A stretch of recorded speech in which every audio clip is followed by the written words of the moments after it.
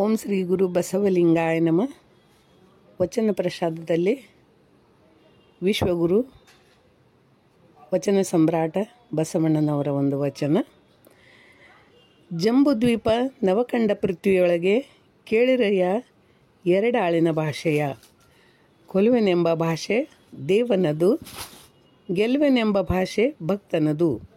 ಸತ್ಯವೆಂಬ ಕುರಲಗನೆ ತಳೆದುಕೊಂಡು ಸದ್ಭಕ್ತರು ಗೆದ್ದರು ಕಾಣ ಕೂಡಲ ಸಂಗಮ ದೇವ.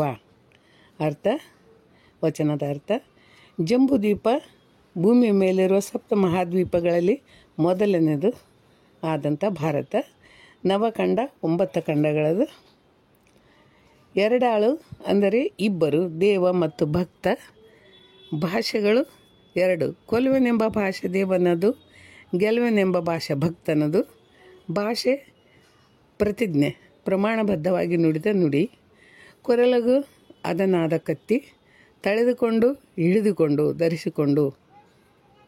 ಶರಣಾರ್ಥಿಗಳು.